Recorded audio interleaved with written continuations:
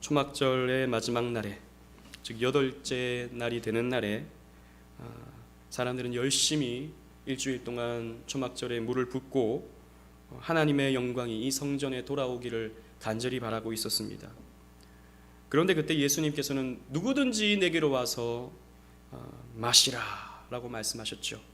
나를 믿는 자는 성경에 이른과 같이 그 배에서 생수의 강이 흘러 넘치게 될 것이다 라고 말씀해 주셨습니다.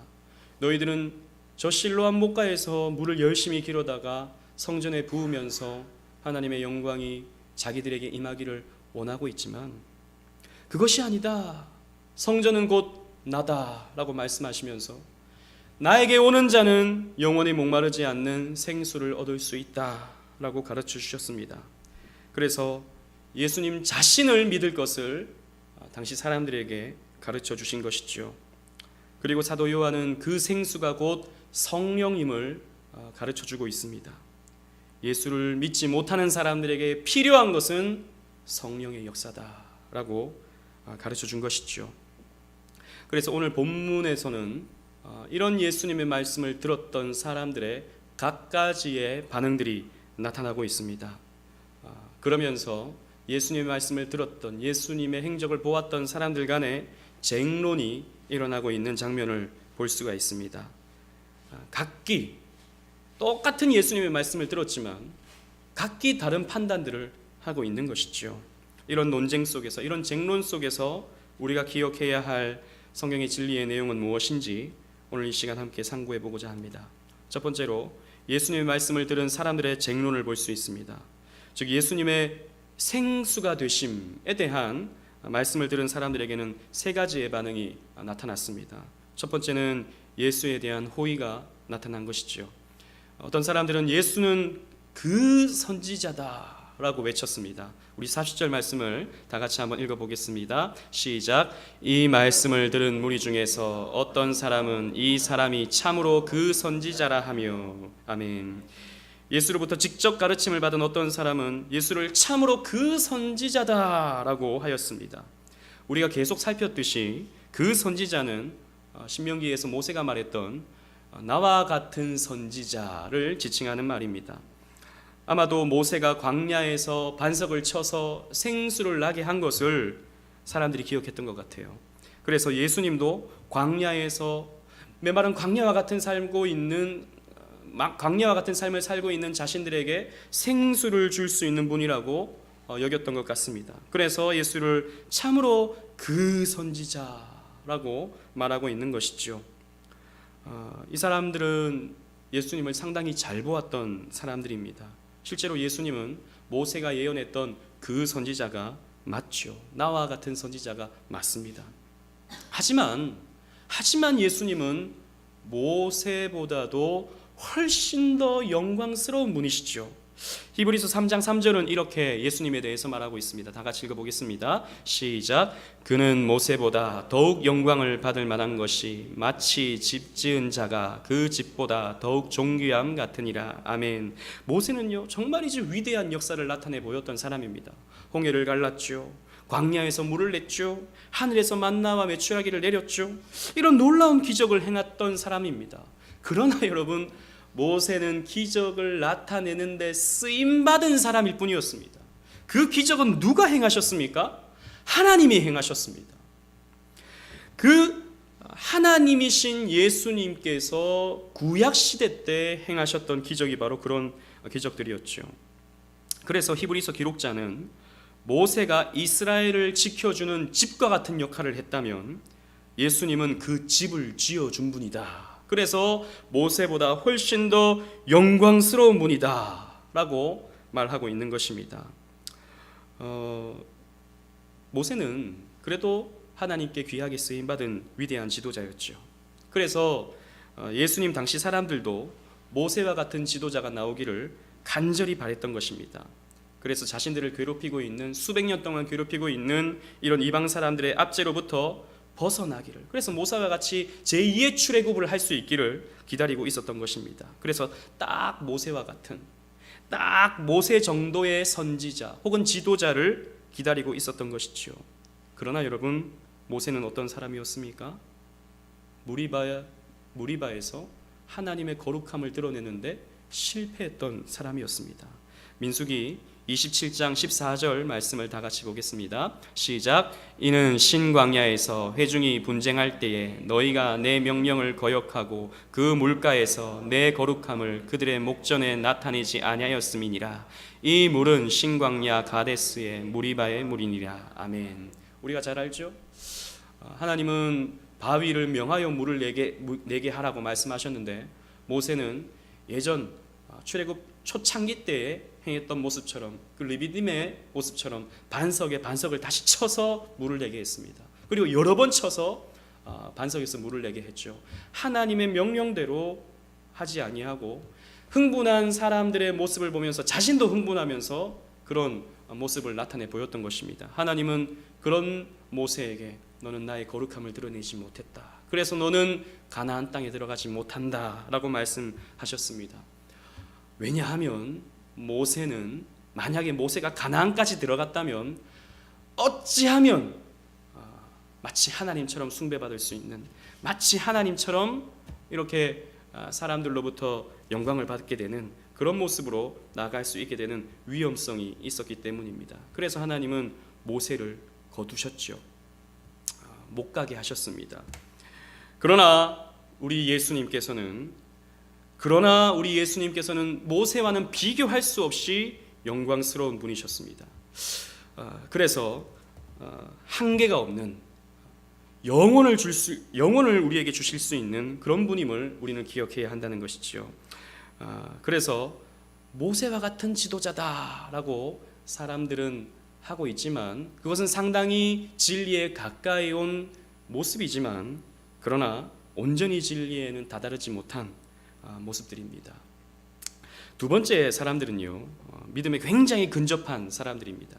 예수는 그리스도다라고 외치고 있는 사람들입니다. 우리 41절 상반절 말씀을 다 같이 한번 읽어보겠습니다. 시작. 어떤 사람은 그리스도라 하며. 아멘. 어떤 사람들은 예수를 그리스도라고 보았습니다. 이 사람은 첫 번째 사람들보다 더 진리에 가까운 사람들이죠. 그리스도라는 말은 헬라어 크리스토스에서 나온 말인데요, 이 말은 기름 부음 받은 자라는 뜻을 가지고 있습니다. 히브리어로 똑같은 의미를 가진 단어가 바로 메시아인 것이죠. 구약에는 기름 부음 받는 직분이 세 가지가 있었습니다. 혹시 여러분 기억하십니까?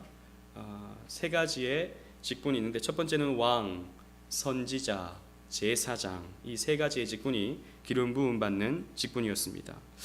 이 세 가지의 직분은 하나님께 특별히 구별되어서 하나님의 사명을 감당하는 그런 직분이었죠. 왕은 하나님을 대신해서 이스라엘 백성들을 다스리는 그런 직분이었고, 선지자는 하나님을 또 대신해서 하나님의 말씀을 전하는 그런 직분이었고, 제사장은 하나님을 또 대신해서 이스라엘 백성들을 축복해주는 그런 직분을 가지고 있었습니다. 그래서 구약 성경에는요, 이런 메시아가 이 땅에 오셔서 이스라엘 백성들을 구원해 낼 것이라고 하는 예언이 창세기부터 말라기까지 계속 점진적으로 이어지고 있죠. 그래서 구약 사람들은 이 구약에 예언된 메시아를 기다리고 또 기다리고 기다렸던 것입니다. 특히 이 1세기 여간에 예수님 당시에 많은 사람들은요, 대망사상을 가지고 있습니다. 메시아 대망사상. 그래서 어떤 좀 영웅적인 사람이 나오면 그 사람이 메시아가 아닐까, 저 사람이 구약에 그 예언된 메시아가 아닐까를 생각하면서 사람들을 추종했던 것이죠. 그도 그럴 것이 700년 동안 나라를 잃어버렸습니다.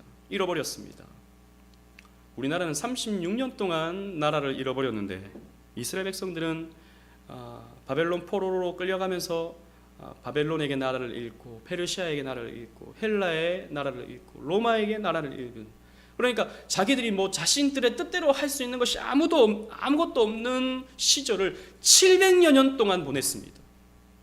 그러니까 자기 것들 다 빼앗기고 자기 재산 다 잃어버리고, 그러니 이 구원해 줄 메시아를 너무나도 열심히 기다리고 있었던 것이죠. 그래서 이런 메시아가 오면 마치 다윗 때와 같이, 솔로몬 때와 같이 자신들을 만들어 줄 것이다, 그렇게 이 통일된 이스라엘 왕국처럼 그렇게 튼튼한 나라를 세워 줄 것이다 라고 믿고 있었던 것이죠. 사실 예수님의 제자들도 이렇게 예수님을 생각하고 있었습니다.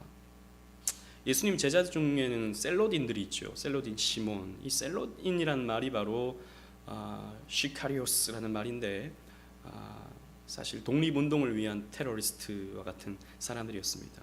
우리나라에도 이제 뭐 안중근 의사라든지 또 윤봉길 의사라든지 이런 분들은 나라 독립을 위해서 이토 히로부미라든지 또 일본의 어떤 지도자들에게 테러란 표현은 좀 그렇지만 폭탄을 던졌던 뭐 그런 인물들 아닙니까? 마찬가지로 이런 시대 때도 나라 독립을 위해서 무장을 하고 그런 일을 행했던 사람들이 있었는데 그런 사람들이 바로 셀로딘이었습니다. 예수님의 제자들 중에도 이런 제자들이 있었다고요. 그래서 예수님을 따라다니면, 저런 위대한 예수님을 쫓으면 저 예수님이 이 나라를 로마의 압제로부터 건져내실 것이다 라고 하는 믿음을 갖고 예수님을 따랐던 것이죠. 심지어는 예수님께서 십자가를 지시고 죽으시고 부활하시고 승천하실 때까지도 제자들은 그런 생각을 가지고 있었습니다. 사도행전 1장 6절을 다 같이 한번 읽어볼까요? 시작. 그들이 모였을 때 예수께 여쭈어 이르되 주께서 이스라엘 나라를 회복하심이 이때니이니까 하니. 자, 예수님이 지금 승천하고 있는데 제자들이 뭐라 그럽니까? 주여, 어느 때에 이스라엘 나라를 회복하십니까? 예수님 이렇게 올라가시면 어떡합니까? 아직 이스라엘은 회복되질 못했는데요. 당신이 오신 것은 이스라엘의 회복이 아닙니까? 지금 이렇게 말하고 있습니다. 아니, 예수님은 공생의 3년 동안에 그렇게 하나님 나라를 가르치고 하나님 나라가 임할 것이라고 생각했는데 이 제자들은 이때까지도 아직 성령을 받지 못했기 때문에 이때까지도 그 하나님 나라가 그 회복된 이스라엘 나라로 생각했던 것이죠. 정치적 메시아로 예수님을 생각했던 것입니다. 아마도 이렇게 예수를 그리스도다라고 말하고 있는 사람들도 이런 식으로 예수님을 보지 않았을까라고 문맥을 보면 살펴볼 수 있습니다. 사실 뭐 이 사람들이 정말 정치적 메시아로 믿었는지 아니면 참 영혼의 구원을 주시는 예수님으로 믿었는지 확실히 알 수는 없지만 정황상을 보면 이 사람들은 아마도 정치적 메시아로 보지 않았는가라고 생각해 볼 수 있습니다. 그래도 비교적 이 사람들은 예수님께 가까이 갔던 사람들이죠. 진리 앞으로 조금 더 가까이 갔던 사람들임은 분명합니다. 그리고 세 번째 부류는 믿지 못하는 사람들이 있었습니다. 예수는 그리스도가 아니다 라고 말하는 사람들이죠. 우리 다 같이 한번 41절 하반절부터 43절을 읽어보겠습니다. 시작. 어떤 이들은 그리스도가 어찌 갈릴리에서 나오겠느냐. 성경에 이르기를 그리스도는 다윗의 씨로 또 다윗이 살던 마을 베들레헴에서 나오리라 하지 아니하였느냐 하며 예수로 말미암아 무리 중에서 쟁론이 되니. 아멘. 세 번째 부류의 사람들은 예수를 반대하는 사람들입니다. 이들은 예수님이 갈릴리 나사렛 출신이기 때문에 그리스도일 리가 없다라고 단정해서 말하는 사람들이죠. 우리가 지난번에도 살펴본 바 구약 성경 미가서 5장 6절에는 메시아가 베들레헴에서 나온다라고 언급하고 있기 때문입니다. 그러니 메시아는 베들레헴에서 나와야 하는데 저 사람은 나사렛 출신이니 갈릴리 나사렛 출신이니 메시아일 리가 없다라고 말하는 것이죠. 하지만 우리가 잘 알듯이 예수님은 베들레헴에서 태어나셨습니다. 다만 당시 동방박사들의 말을 듣고 메시아를 죽이려 했던 헤롯을 피해서 애굽으로 피신하셨다가 나사렛에 정착을 하셨던 것이죠. 하지만요, 성경에는 이런 구절도 있습니다. 이사야 9장 1절 말씀을 우리 다 같이 한번 읽어보도록 하겠습니다. 시작. 전에 고통받던 자들에게는 흑암이 없으리로다. 옛적에는 여호와께서 스불론 땅과 납달리 땅이 멸시를 당하게 하셨더니 후에 해변길과 요단 저쪽 이방의 갈릴리를 영화롭게 하셨느니라. 자, 이 말씀을 보시면요, 이방의 갈릴리를 하나님께서 영화롭게 하신다라는 말씀이 있습니다. 왜 이방의 갈릴리라고 말하고 있냐 하면 솔로몬 치세 때요, 이 갈릴리 지역을 두로왕 히람에게 넘겨준 적이 있었습니다. 열왕기상 9장 11절 말씀을 또 다 같이 한번 읽어보겠습니다. 시작. 갈릴리 땅의 성읍 20곳을 히람에게 주었으니 이는 두로왕 히람이 솔로몬에게 그 온갖 소원대로 백향목과 잣나무와 금을 제공하였습니다. 아멘. 솔로몬 시대에 이 두로왕 히돔은요, 성전 건축을 위해서 이런 여러 물품들을 제공을 했습니다. 또 뿐만 아니라 이런 귀한 것들을 솔로몬에게 조공으로 바쳤던 것이죠. 그때 솔로몬이요, 이 갈릴리 지역을 히람에게 넘겨주었습니다. 그냥 이 땅은 별로 필요 없으니 그냥 가져가라, 너 해라 라고 준 것이죠. 그러니 이 땅에 사는 사람들은 또 얼마나 혼란스러웠겠습니까? 자신들은 그래도 유대 사람인데 자기들의 터전을 지금 잃어버리게 된 것입니다. 그러니까 이 갈릴리 사람들은 굉장히 마음에요, 약간 서름, 상처, 한 이런 것들이 있는 것이지요. 게다가 그러다 보니 두로왕 히람에게 넘겼다 보니 이 땅에는요, 이방인들이 많이 살게 되었습니다. 그래서 이 땅을 이방의 갈릴리라고 말하고, 일반적으로 유대 사람들은요, 이 갈릴리 사람들을 굉장히 천대했습니다. 아니 저런 그곳 출신이야? 아유 그런 별일 없는 그곳 출신이야? 이렇게 생각했던 것이죠. 우리나라로 예를 들자면 아마 시골 저 두메산골 총구석 뭐 어느 지역 그러면은 그 지역 사람들 발견할 수 있으니까 말은 못하겠고, 뭐 아무튼 천구석 뭐 이런 곳이라고 볼 수 있는 것이죠. 그런데 하나님은요, 이곳을 영화롭게 하신다라고 말씀하셨습니다. 왜 이런 구절이 성경에 있을까요? 우리는 신약 성경을 보고 있기 때문에 그 말씀이 어떤 의미인지 알 수 있는 것입니다. 예수님은 온 이방의 빛이 되시기 때문이죠. 예수님은 온 이방인까지도 빛으로 인도하시고 빛의 삶을 살게 하시는 그런 분이시기 때문입니다.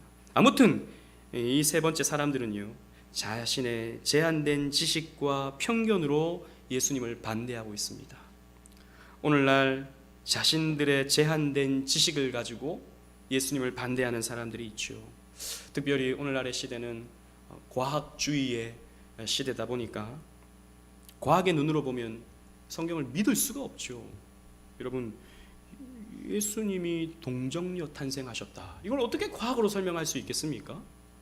예수님이 오병이어로 5,000명을 먹이셨다, 이걸 어떻게 과학으로 설명할 수 있겠습니까?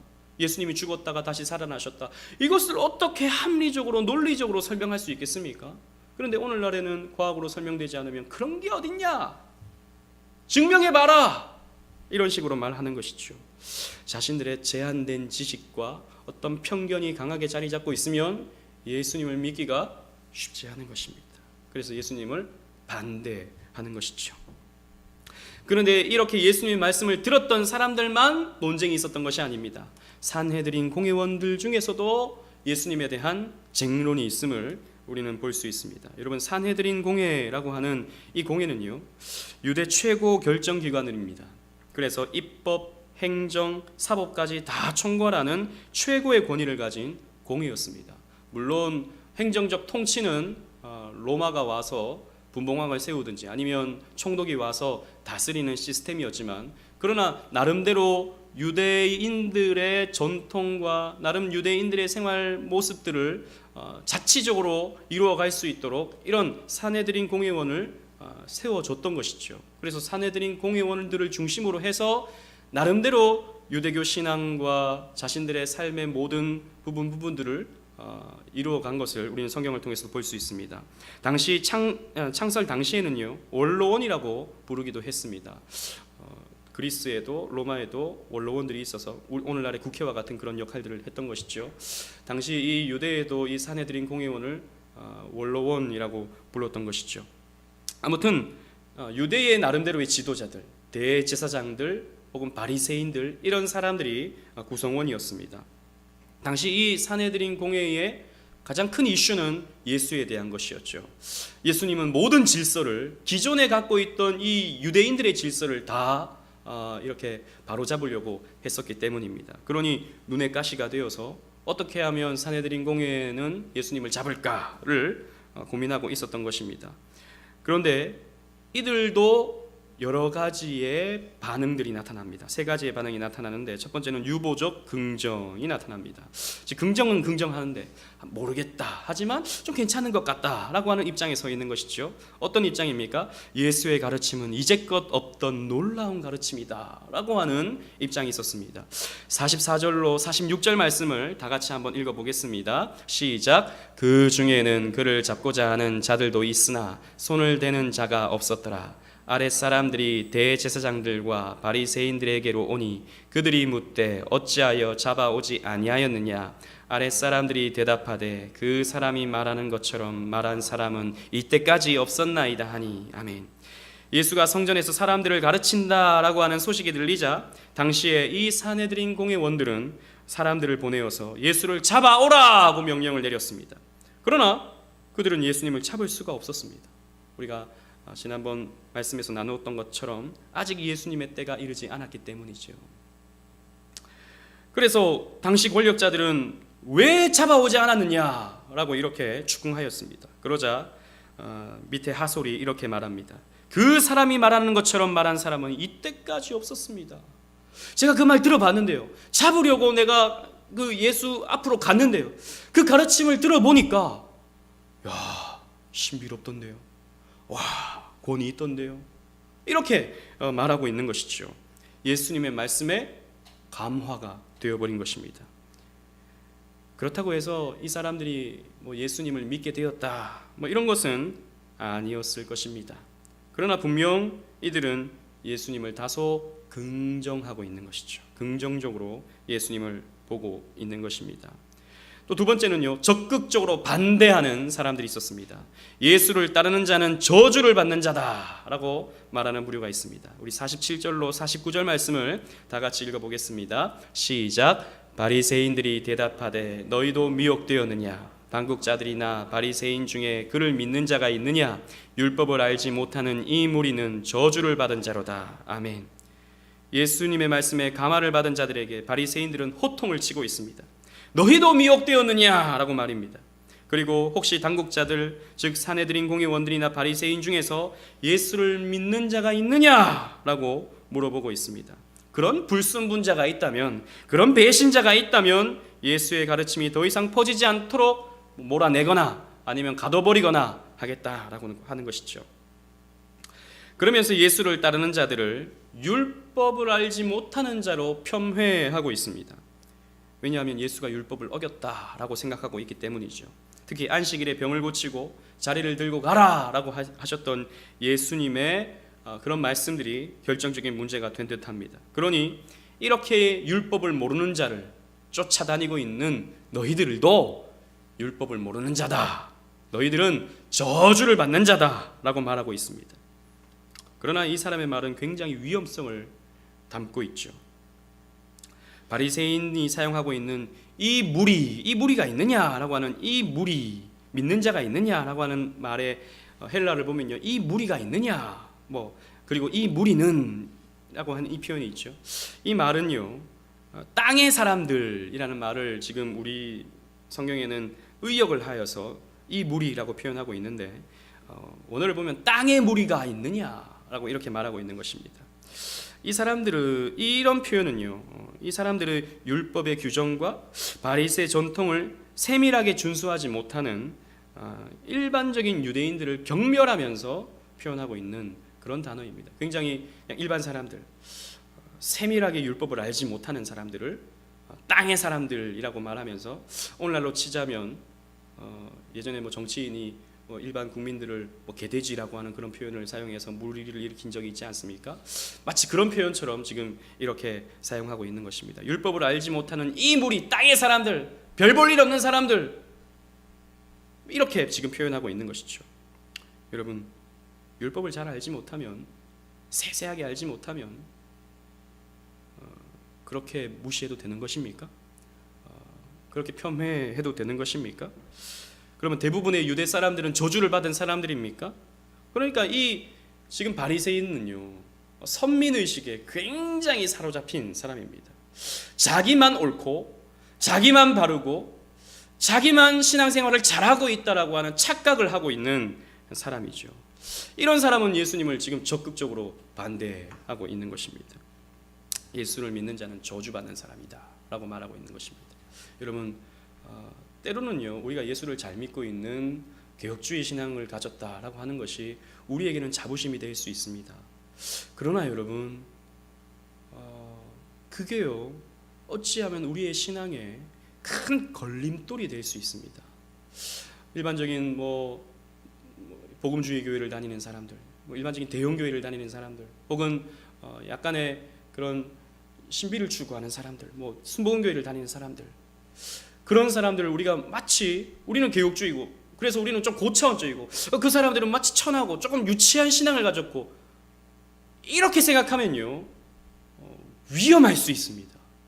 여러분, 우리가 하나님을 바로 아는 과정 속에서 우리는 개혁주의 신앙을 추구하는 것이지, 그렇다고 해서 다른 신앙의 노선을 따라가는 사람들을 우리가 마치 무시해도 되는 것처럼, 거짓 신앙을 가진 사람처럼, 잘못된 신앙을 가진 사람처럼 이렇게 취급하는 것은 여러분 절대 안 되는 것이죠. 그게 뭡니까? 교만입니다. 교만. 그래서 저는 그런 경우를 많이 봐요.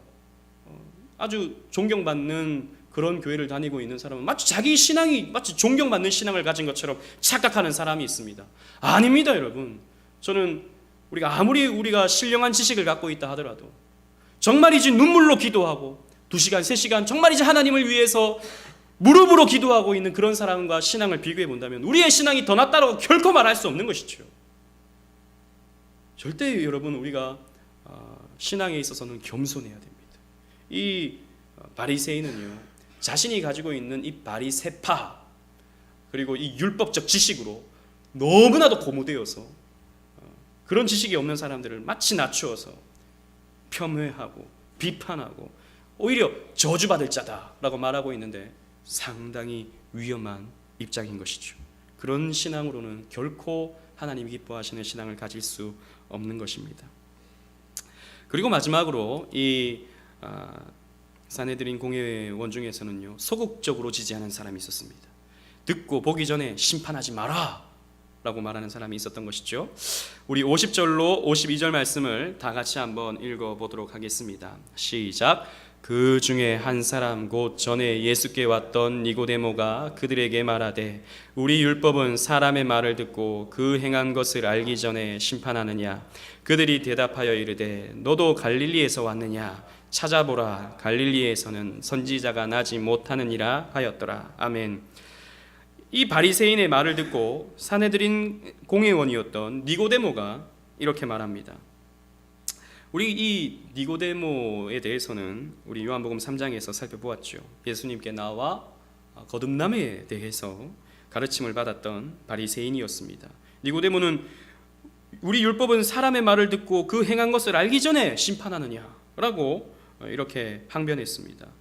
율법은 재판장들이 판결할 때에 송사를 철저하게 해야 할 것을 명하고 있기 때문이죠. 즉 조사를 하는데 한 사람의 증인만 가지고 조사할 것이 아니라 여러 사람의 증인을 종합해서 재판을 해야 하고, 혹시 재판 중에 또 문제가 없도록 여러 가지의 율법적 절차를 통해서 바른 판결이 날 수 있도록 율법은 요구하고 있죠. 신명기 1장 17절은 이렇게 말하고 있습니다. 또 다 같이 한번 읽어보겠습니다. 시작. 재판은 하나님께 속한 것인즉 너희는 재판할 때 외모를 보지 말고 귀천을 차별 없이 듣고 사람의 낯을 두려워하지 말 것이며 스스로 결단하기 어려운 일이 있거든 내게로 돌리라. 내가 드리리라 하였고. 아멘. 신명기의 말씀에는 재판할 때 외모를 보지 말고 귀천 없이 차별을 두지 말고 사람의 낯을 두려워하면서 그렇게 재판해야 된다. 혹이라도 재판하는데 어려움이 있다면 모세는 나에게 와서 다시 한번 점검받고 그렇게 재판을 해라 라고 이렇게 재판의 엄중성, 재판의 어떤 절차적 신빙성에 대해서 말하고 있죠. 그런데 지금 바리새인은 예수님에 대해서 한번 신문조차 해보지 않고 그의 행적을 한 번도 제대로 보지도 않고 지금 예수님을 죄인으로 낙인을 찍어버리고 잡아 가둬야 된다라고 말하고 있는 것이죠. 그래서 니고데모는 그 바리새인들에게 항변을 하고 있는 것입니다. 한 번도 보지 않고 한 번도 얘기 들어보지 않고 율법에 따르면 그러지 말라 그랬는데 왜 그러고 있느냐라고 말하고 있는 것이죠. 그러자 이 바리새인이 발끈합니다. 니고데모에게 너도 갈릴리에서 왔느냐? 라고 말하고 있는 것입니다. 너도 갈릴리 출신이냐? 그래서 너 편들고 있느냐? 라고 말하고 있습니다. 그러면서 이렇게 말합니다. 찾아보라, 갈릴리에서는 선지자가 나지 못하리라 라고 말했습니다. 이 사람은 율법을 모르는 자는 저주를 받는 자다 라고 말하면서도 정작 율법이 담겨있는 성경은 모르는 자인 것 같습니다. 왜냐하면 갈릴리에서도 선지자가 나기 때문이죠. 여러분, 상당히 많습니다. 요나도 갈릴리 지역 출신입니다. 호세아 선지자도 갈릴리 출신이고, 나훔도 갈릴리 출신입니다. 그리고 여러분 잘 아시는 엘리야와 엘리사도 갈릴리 지역의 출신이고, 아모스까지도 그렇습니다. 여러분, 이렇게 많은 선지자들이 갈릴리 지역에서 나왔는데 이 바리새인은 엉뚱한 말을 하고 있는 것입니다. 이 바리새인들은 또 그럴 것이 구약 성경 전체를 열심히 공부하기보다는 모세 오경을 달달 외우는데 열심을 냈던 사람들이었거든요. 그러니까 자신의 얄팍한 이 율법적 지식 한 조각을 가지고 그것을 너무 크게 본 나머지 정작 믿고 따라야 할 성경 전체는 외면하고 있는 꼴이 된 것이죠. 그러니 얼마나 지금 무식을 드러내고 있습니까? 전체를 봐야 할 성경은 내버려 놓고 그 자기가 달달 외우고 있는 그 모세 오경만 가지고 무슨 선지자가 갈릴리에서 날 수 있느냐? 선지자는 갈릴리에서 날 수가 없다! 라고 지금 무식을 드러내고 있는 것입니다. 하지만 우리는 이 바리새인보다도 이 니고데모에게 초점을 맞출 필요가 있습니다. 그는 처음 예수님께 나왔을 때는요, 밤에 나왔습니다. 3장 2절 말씀을 보면 밤에 예수님을 찾아왔다 그랬습니다. 그럼 왜 밤에 찾아왔을까요? 여러분, 우리가 잘 알듯이 혹시라도 자신의 신분이 다른 사람에게 알려지게 되면, 예수를 만나는 자신의 신분이 다른 사람들에게 알려지게 되면 자신이 지금 갖고 있는 그 권위와 그 명성이 다 날아갈 수 있었기 때문입니다. 그래서 두려웠죠. 그래서 밤에 아무도 모르게 예수님을 찾아오게 된 것입니다. 그런데 시간이 지나서 지금 니고데모는 어떤 모습입니까? 좀 더 과감해졌죠. 그래서 예수님 앞에서 바리새인 앞에서 예수님을 변호하고 있는 데까지 이르게 되었습니다. 예수님에게 편을 드는 것조차도 당시에는 좀 위험할 수 있는 상황이었는데 니고데모는 용감하게도 지금 예수님을 변호하고 있는 것이죠. 그러다가 이제 요한복음 후반부에 가면요, 예수님의 시체를 장사하는 모습이 나오게 됩니다. 우리 요한복음 19장 39절 말씀을 다 같이 한번 읽어보겠습니다. 시작. 일찍이 예수께 밤에 찾아왔던 니고데모도 몰약과 침향 섞은 것을 100리트라쯤 가지고 온지라. 예수님이 십자가에 달리시고 그 십자가에서 죽은 채로 내려왔을 때 아리마대 요셉이 빌라도에게 찾아가서 그 시체를 달라 했죠. 그럴 때 이 니고데모도 이런 장사를 하게 될 때 장례식에 필요한 이런 향품들을 가지고 와서 예수님을 장사하는, 장례를 치러주는 모습이 성경에 나오게 됩니다. 여러분, 만약에 당시 예수님을 잡아 죽인 그 상황 속에서 예수님을 내가 장사 지내겠다라고 나선 니고데모는 이제는 완전 커밍아웃 한 것이죠. 요즘엔 커밍아웃이 좀 이상한 사람들이 자기가 커밍아웃 하는데 사용돼서 참 말하기가 그런데, 아무튼 나는 예수님을 믿는 사람이다 라고 하는 것을 공개적으로 표현한 것이 예수님을 장사 지낸 그런 모습입니다. 여러분 보십시오. 니고데모는요 3년의 시간이 걸렸습니다. 예수님 사역 초창기 때 밤에 아무도 모를 때에 들키지 않게 예수님께 나와, 예수님 어떻게 하면 내가 다시 날 수 있습니까? 다시 내가 어떻게 태어날 수 있습니까? 라고 물어보다가 이 중간쯤이 되었을 때는 너희들은 예수님을 한번 만나보지도 않고 예수님을 한번 신문에 보지도 않고 왜 판결하느냐, 율법에 그렇게 기록됐느냐, 이렇게 약간의 편을 들다가 나중에는 나도 예수님을 따르는 자요 라고 이렇게 드러내는데 3년의 시간이 걸린 것이죠. 처음에 나올 때는 예수님이 메시아일까, 정말 예수님이 구약에 예언된 그분이 맞을까 라고 하는 반신반의하는 심정으로 나왔을 것입니다. 그런데 마지막에는 온전한 믿음이 생겼던 것이고 그 믿음으로 예수님께 나왔던 것이죠. 여러분, 이것이 우리에게 무엇을 가르쳐 줍니까? 우리 모두도 시간이 필요합니다. 우리 모두에게도 시간이 필요해요. 교회 안에도요, 오늘 우리가 살펴보았던 이러한 입장에 가진 사람들이 다 있습니다. 어떤 사람은 교회 좀 나오라 그러면 난 반대일세, 난 못 믿네 라고 딱 잡아떼고 열심도 안 오는, 한 번만 들어와봐, 한 번만 들어와봐 해도 난 절대 안 가요. 절대. 교회 딱 주차장까지만 딱 오고 딱 데려다주고 딱 기다려도 절대 예배당에는 안 들어오겠다라고 하는 반대하는 사람이 있죠. 또 어떤 사람은요, 반신반의하면서 아주 소극적인 모습으로 예수님이 메시아가 맞을까? 한번 드러나 볼까? 그래도 말씀이 참 신비로운데, 말씀이 좀 새로운데, 이런 자세로 앉아 있는 사람도 있죠. 또 어떤 사람은 믿기는 믿는다고 말은 하는데 실제로 보면 우리 사람은 판단할 수 없지만 하나님의 관점에서 본다면, 성경의 진리에 입각해서 본다면 본인은 믿는다고 하고 또 다른 사람도 다 믿는 사람이라고 평가하지만 거짓 믿음을 가진 사람이 교회 안에 또 있는 것이죠. 또 진리에 거의 근접한 마음으로도 예수님을 따르려고 하고 또 성경적인 신앙생활을 하고 있음에도 불구하고 또 뭔가는 부족하기 때문에 완전히 다다르지 못한 그런 모습의 사람도 교회 안에 있습니다. 그러나 또 참 믿음을 가지고 진리를 가지고 신앙생활을 하는 사람들이 또 교회 안에 있죠. 다 다릅니다. 교회 안에 이런 사람들이 다 있습니다. 그런데 여러분, 이 니고데모의 모습을 보면서 우리가 기억해야 될 게 시간이 필요하다라는 것입니다. 처음부터요, 막 말씀 한번 딱 듣고 목사님, 저 이제 주를 위해 살겠습니다. 제 삶이 이제 완전히 터냈기 때문에 이제 옛 구습을 다 버리고 주를 위해 살겠습니다 라고 하는 사람은 위험한 사람이에요. 그렇게 사람은 한순간 바뀌지 않습니다. 물론 방향은 바뀝니다. 그러나 시간이 필요합니다. 믿는다 하면서도 또 옛 모습이 나오고 왔다 갔다 하는 모습이 실제적으로 우리의 삶에서 나타나는 거예요, 여러분. 그래서 여러분, 니고데모도 3년의 시간이 필요했는데 직접 예수님께 가르침을 받았던, 직접 예수님이 행하시는 표적을 보았던 니고데모도 3년의 시간이 필요했는데 어떻게 사람이 단시간에 바뀔 수 있겠습니까? 기다려 주십시오. 교회 안에 보면요, 정말이지 저 사람은 예수를 믿긴 믿나? 이런 사람이 있어요. 그렇게 보일 수 있는 사람이 있어요.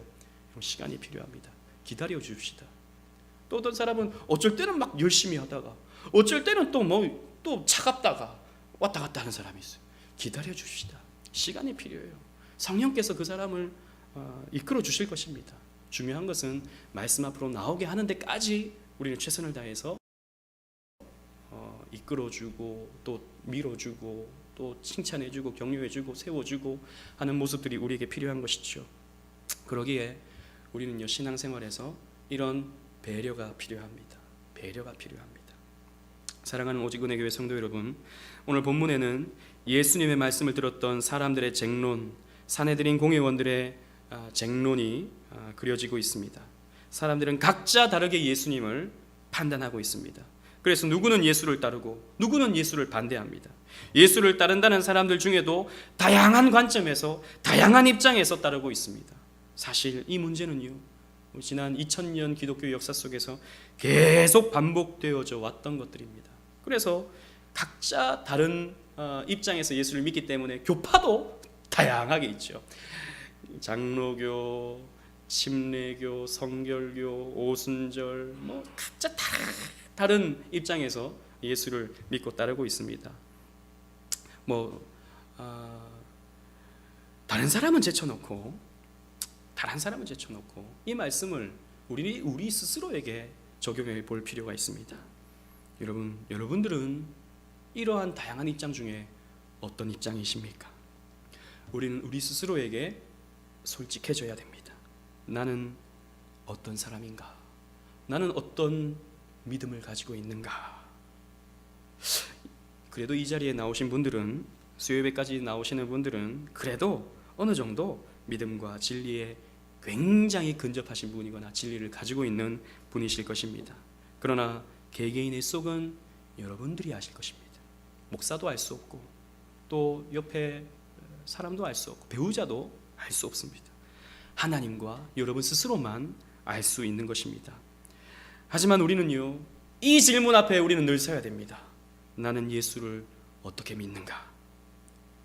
왜냐하면 예수님께서 이 질문을 우리에게 던져주시기 때문이죠. 마태복음 16장 15절 말씀을 다 같이 한번 읽어보겠습니다. 시작. 이르시되 너희는 나를 누구라 하느냐. 예수님은 이제 십자가를 지시기 전에 제자들에게 물으셨습니다. 3년을 데리고 있었어요. 3년을 데리고 있었어요. 근데 그때 당시에 사람들이 예수를, 대부분의 사람들은 어떻게 봤냐면 예수는 선지자다, 위대한 선지자다, 오리라 했던 그 엘리야일 것이다, 말라기 선지자가 예언했던 그런 엘리야일 것이다, 혹은 메시아다, 정치적인 메시아다 라고 말하는 사람이 있었고, 각자 다르게 이렇게 말하고 있었습니다. 그때 예수님은 제자들에게 너희는 나를 누구라 하느냐, 너희는, 다른 사람들 말고 너는 나를 누구로 믿냐 물었던 것이죠. 그때 베드로가 이렇게 대답했습니다. 다 같이 읽겠습니다. 16장 16절 시작. 시몬 베드로가 대답하여 이르되 주는 그리스도시요 살아계신 하나님의 아들이시니이다. 주는 그리스도십니다. 주는 메시아십니다. 구약에 예언된 그 메시아십니다. 그런데 단순한 정치적인 메시아가 아니라 당신은 하나님의 아들이십니다. 당신은 하나님이십니다. 나를 구원하시고 나를 영원한 삶을 살게 해주신 나의 주, 나의 그리스도십니다 라고 베드로는 이렇게 고백했습니다. 여러분, 저와 여러분들의 고백이 바로 이 고백이기를 소망합니다. 겉으로만, 입술로만 이렇게 고백하는 것이 아니라 실제적으로 내 전심을 가지고 내 마음을 다해서 주는 그리스도시요 살아계신 하나님의 아들이십니다 라고 고백할 수 있는 저와 여러분들 되시기를 주님 이름으로 축원합니다. 아멘.